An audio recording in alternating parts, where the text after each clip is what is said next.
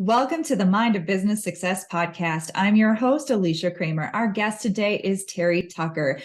Buckle up for an inspirational ride. Welcome to the show, Terry.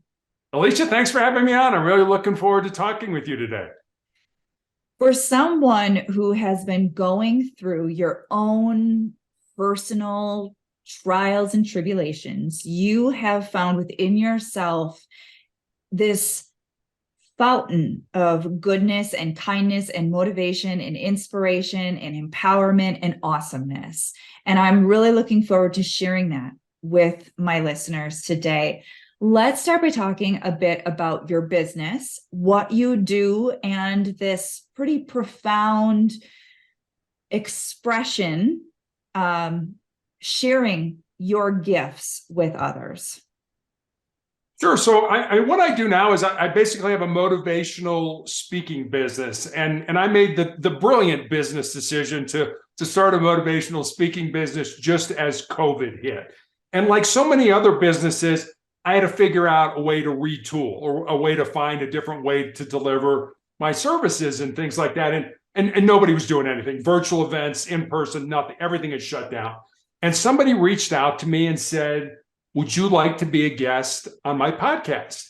And my response was, sure. What's a podcast? I had absolutely no idea what a podcast was. And they explained it to me. And I said, okay, kind of outside my comfort zone, not real sure about how this is going to work, but I'll do it. And I remember when the very first one I did, I had Post-it notes all around the camera. So they would ask a question and I would kind of lean in and read the Post-it note. And I was terrible, for lack of a better word. I was horrible at it. I didn't have good stories. I said and huh and all that kind of. I was lousy. And like so many other people, I got better. And I'm glad I didn't stop. I was being interviewed by a former National Football League player who has his own podcast about 6 months ago. I mean, and this guy's like 6'6", like 320 pounds. I remember he put his forearm up on the desk and it was so large, it like blocked out the camera. I thought we were having an eclipse or something like that with this guy. And we were talking afterwards and he said, Terry, when I started my podcast, I was scared to death that nobody would take me seriously. And I'm like, Marcus, you played at the highest level of professional sports. I mean, how could you not think that? So I think that just showed me that whether you're the greatest thing since sliced bread or whether you're just trying to figure it out, we all have that. Am I good enough? Do I have anything to contribute? Is my story worth telling to people? So that's how I started down the podcast route. And I've been fortunate now to have been a guest on probably 600, maybe 700 podcasts all over the world. And it has been a great experience, met a lot of great people, and hopefully was able to give something back in that regard. Let's talk about your backstory and what even inspired you to become a motivational speaker to begin with. Yeah, I mean, I've had a lot of jobs in my life, a lot of careers. When I graduated from college, I went to college at the Citadel in Charleston, South Carolina, on a basketball scholarship. You can't tell this from looking at me or from my voice, but I'm 6'8" tall. And I remember when I graduated from college, I'm really going to date myself now. I moved home to find a job. This was long before the internet was available. And I was lucky. I found that first job in the corporate headquarters of Wendy's International, the hamburger chain, in their marketing department. After Wendy's, I went to hospital administration, became a hospital administrator. And then I made a major pivot in my life and became a police officer. And part of what I did in my law enforcement career was I was a SWAT team hostage negotiator. After that, I started a school security consulting business, coached girls high school basketball, became an author in 2020. But for the last, I guess it's almost 11 years now, I've been battling a rare form of cancer that has seen me have my foot amputated in 2018 and my leg amputated in the middle of the pandemic of COVID in 2020. So all of that collectively has given me a lot of experience, but I still have tumors in my lungs, which I'm being treated for. And so really, for me, it's all about what can I put back into the world? What can I give? I think there's a tendency for most of us to think that we're born empty. And, when we get out of school and we kind of get into life, that our job should be, to fill ourselves up. I got to have a great job. I got to drive a nice car. I got to make a lot of money. Got to have a nice family. Got to have a lot, and we fill ourselves up. And what I've come to understand is that it's just the opposite. We're not born empty. We're born full. And our job should be to empty ourselves out with our unique gifts and talents for certainly the betterment of ourselves and our family, but for the betterment, of our community, of the people around us, of our God, of our faith, whatever you believe in that regard. And I've seen a lot of very important and influential people who have what you and I would probably look at and say, man, that person has it all, but they're miserable. And I think the people that realize what's really important in life, because you can't take your power, your money, and your influence with you when you go, but you can take the love and the goodness that you have in your heart with you when it is your time to go. So I kind of am at a point in my life where it's basically not what I can get, it's what I can give. I think a lot of people can resonate with that, even if they're stuck in the trying to fill themselves up mindset. I've been working with people now for, getting closer to 20 years when we go back to when I started my EFT practice, and obviously specializing in working predominantly with business owners since January of 2010, making that transition. So I've seen a lot of people struggling with this inner sense of there's got to be more. I want to feel a sense of purpose. I want to feel a sense of fulfillment. And they oftentimes feel like they can't do that until they're financially secure. They can't do that until they figure out that one part of their life that's really been a challenge for them, whether it's relationship or it's their body, their weight, their whatever. There's some kind of overarching nemesis in their life that they have to wrestle it to the ground and kill it before they can feel any sense of meaning, fulfillment, be of service in the world. And yet it seems so counterintuitive to that fullness that you referenced that we're actually born with. There's an inner knowing buried beneath all of the superficial fears and insecurity and scarcity and all that stuff that everybody is struggling with. That inner knowing that there should be more. Life is supposed to be good for us. The fact that we feel good when we do kind things for other people is evidence that there's so much more than just the daily grind or reaching for those externals. And so many people do, like you referenced before, achieve exterior success, if you want to call it that. They have the cars, they have the money, they have what appears to be success, and they're so empty inside.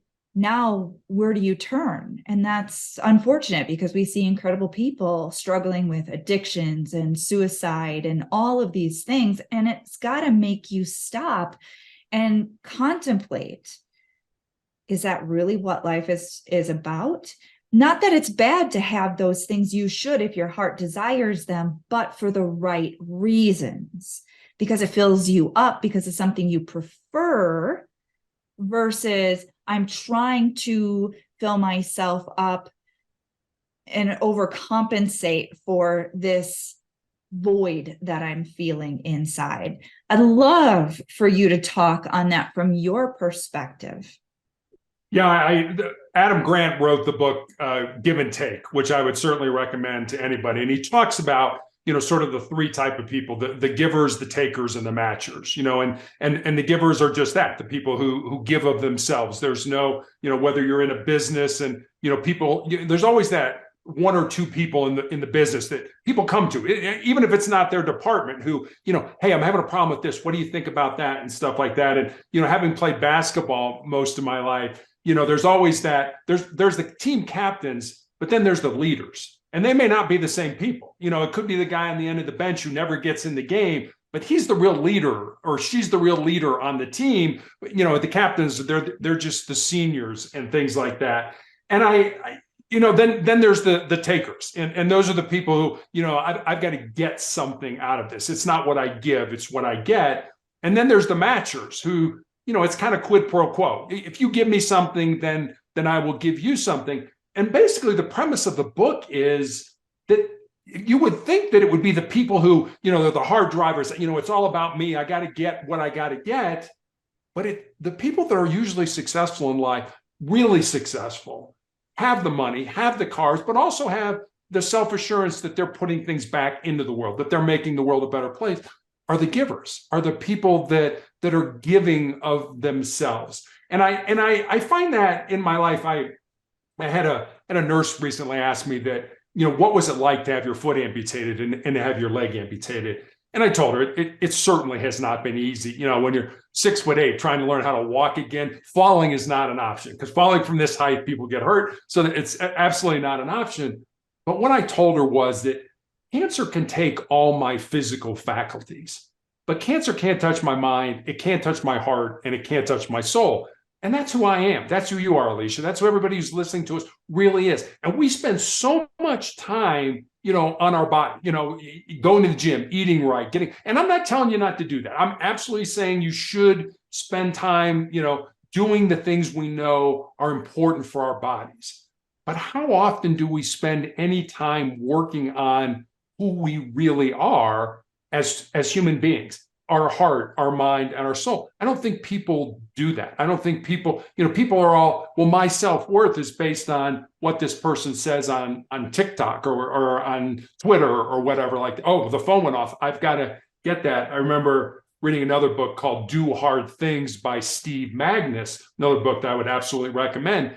And he tells a story in there about, I don't remember if it was a professor or researcher who was actually conducting this study, but it was pretty much young people. And he put them in a room by themselves. And the only thing in the room was a table and a chair. And they were not allowed to have any devices or anything with them. They were going to be in the room 15, 20 minutes. The only other thing in the room was a buzzer. And if you pressed the buzzer, you got an electric shock. 78% of the men and like 25% of the women pressed the buzzer, shocked themselves.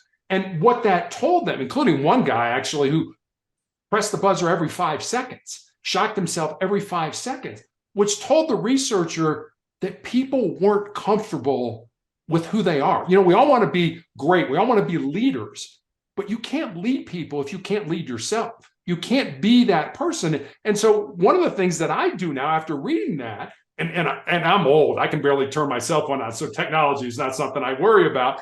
But basically what I suggest to people is spend 5 or 10 minutes every day just being alone with yourself, just sitting in a room where, I'm not talking about meditating or prayer or anything like that, but let your mind go wherever it goes.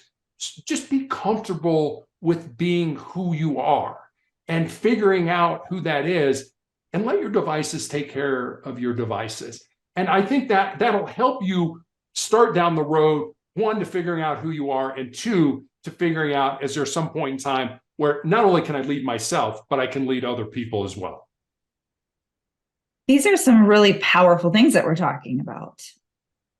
A lot of people probably can also relate to feeling uncomfortable with themselves.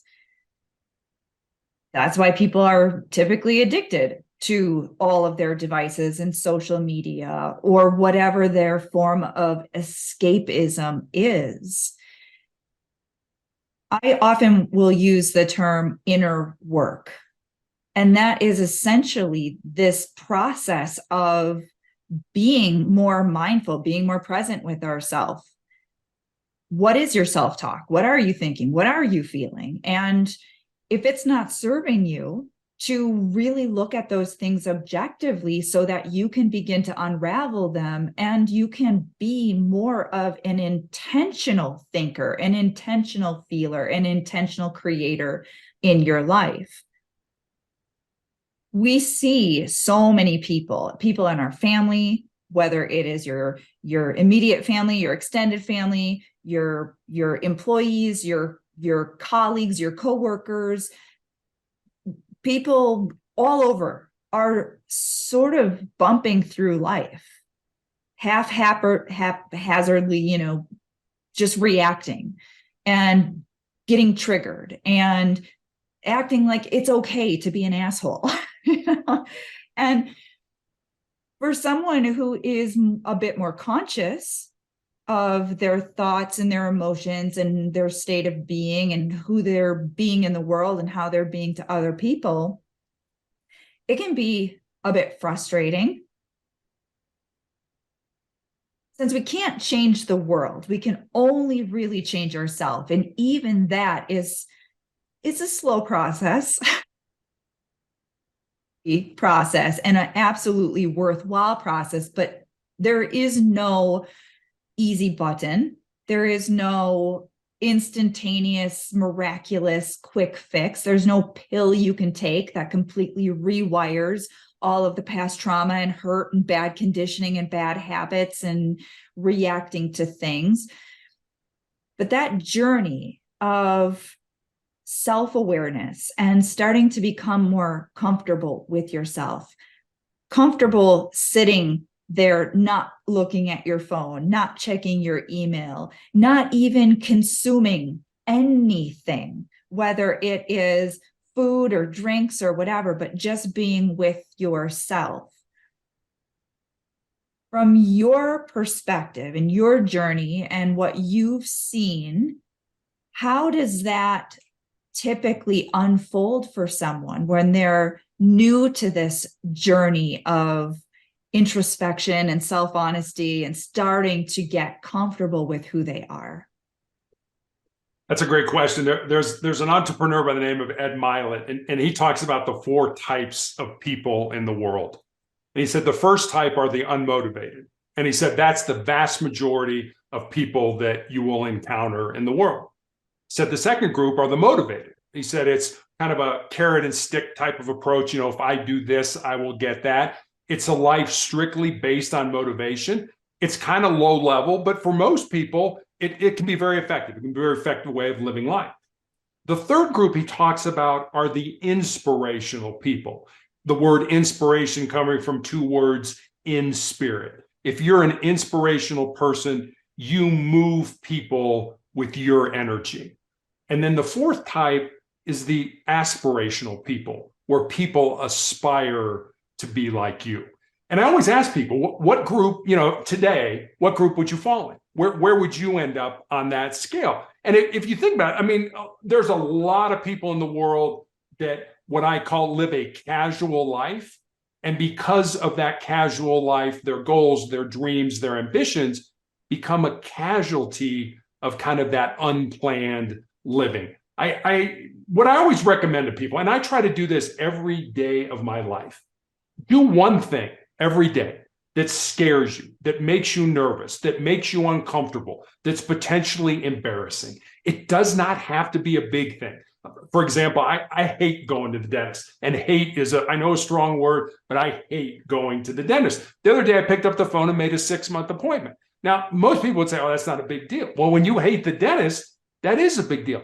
But if you do those small things every single day, when the big disasters in life hit us, and they hit all of us, we lose somebody who's close to us, we get let go from our job, we find out we have a chronic or a terminal illness, you'll be so much more resilient to handle that pain, to handle that discomfort than the people who just kind of muddle their way through life. So I always recommend just do something every day. Get up an hour early.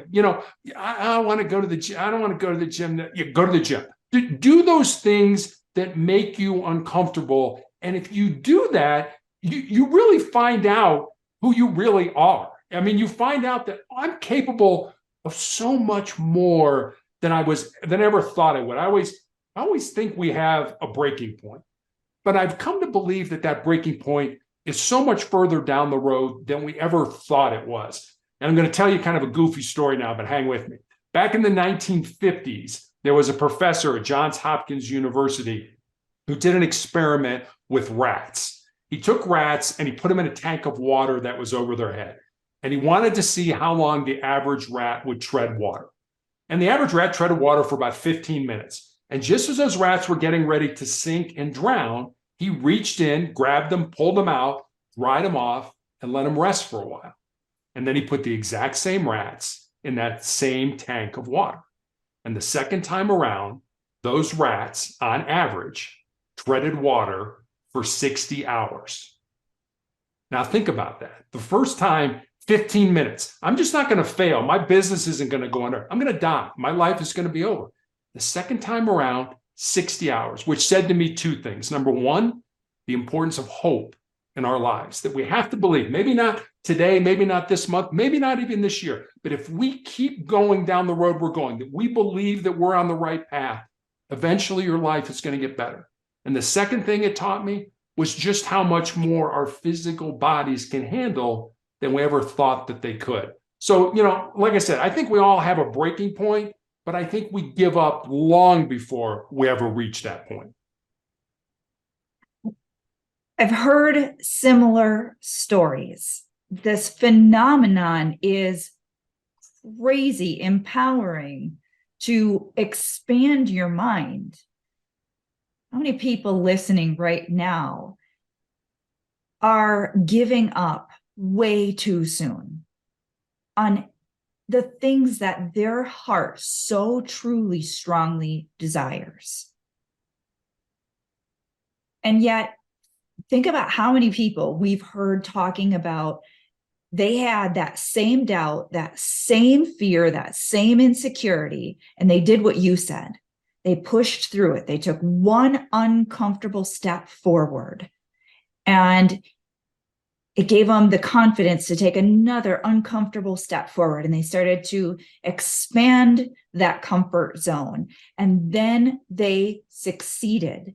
And the thrill, the passion, the power that comes through when they're sharing that story, you can feel it. It like reverberates in every cell of your body. It's such a beautiful thing, that resilience to overcome your fears, your doubts, your insecurities, and to prove to yourself what you're really, truly capable of. And anyone listening, I'm hoping this is exactly what they need to hear. We all have it. We all have that potential. We've all been the rat that gave up at 15 minutes when we had the potential for 60 hours. And to be able to get past that initial hurdle and to prove to yourself what you're capable of, I think that's part of this human journey. It's part of the gift. It's part of what our soul is yearning to experience, is just this potential within us that is so vastly underutilized and untapped. And just like we talked about before, there's like this inner knowing, and yet we let our mind stop us with the stories and the fears and the doubt and the insecurities. And the dentist probably is not going to kill you, right? I hope not.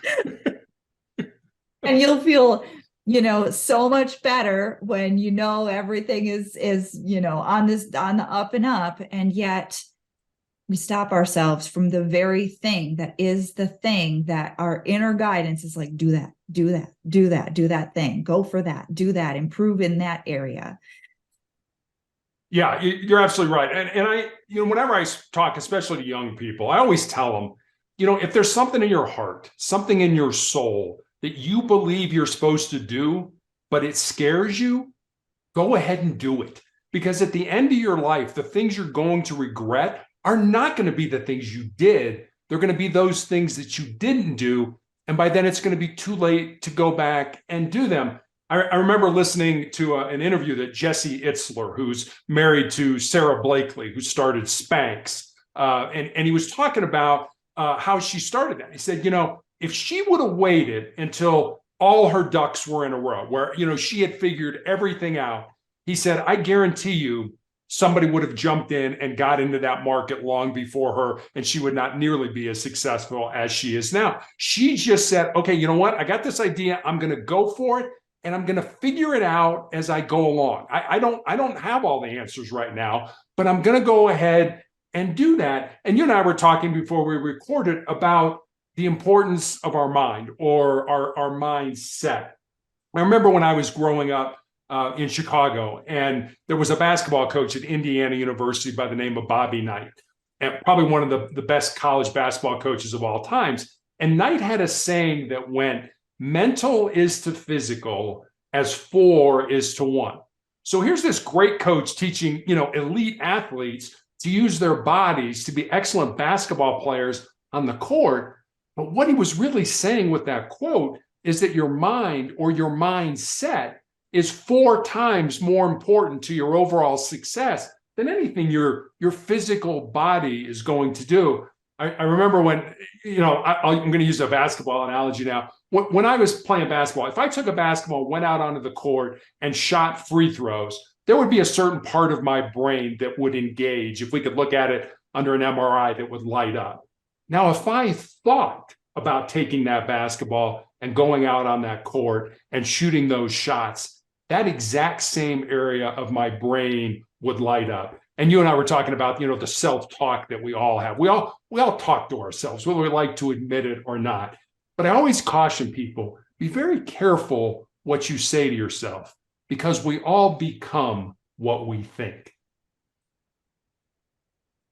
So many good things for people to consider. I want to make sure that we are directing people to your book. You have not talked about your book. So can you take a moment and tell us a little bit about it and where our listeners can find it?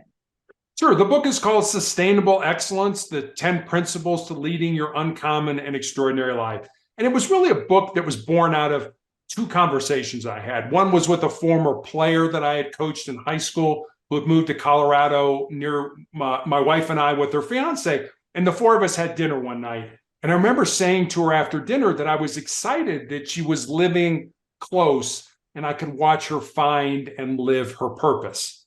And she got real quiet for a while. And then she looked at me and she said, well, Coach, what do you think my purpose is? I said, I have no idea what your purpose is, but that's what your life should be about. Finding the reason you were put on the face of this earth, using your unique gifts and talents, and living that reason. So that was one conversation. And then I had a young man reach out to me on social media from college, and he asked me, what I thought were the most important things he should learn to not just be successful in his job or in business, but to be successful in life. And I didn't want to give him the, get up early, work hard, help others. Not that those aren't important. Those are incredibly important. But I wanted to see if I could go deeper. So I spent some time and took some notes, and eventually had these 10 ideas, these kind of 10 thoughts, these 10 principles. And so I sent them to him. And then I stepped back and I was like, well, I got a life story that fits underneath that principle, or I know somebody whose life emulates this principle. So literally during the 3 to 4 month period where I was healing after I had my leg amputated and before I started chemotherapy for the tumors in my lungs, I sat down at the computer every day. I built stories, and they're real stories about real people underneath each of the principles. And that's how Sustainable Excellence came to be. Amazing. And is that available on Amazon? Yeah, Amazon, BarnesandNoble.com, Apple iBooks, anywhere you can get a book online, you can find Sustainable Excellence. Awesome. All right, Terry, I want to keep you because I know you're full of gold, but I also know that we are out of time. So can you share with our listeners how they can connect with you? Sure. I have a blog. It's called Motivational Check. Every day I put up a thought for the day. And with that thought usually comes a question about maybe how you could apply it in your life. Mondays, I put up the Monday morning motivational message. I have recommendations for books to read, videos to watch. My social media links are there. And you can leave me a message. And that's all at motivationalcheck.com. I want to thank you so much for being with us, Terry, for sharing from your heart, sharing your story, inspiring everyone, including me. Well, Alicia, thanks for having me on. I really enjoyed talking with you. And I've got to thank all of our listeners. You know, we're doing this for you. If you haven't already subscribed, make sure you do so. And until next time, we will see you in the next episode.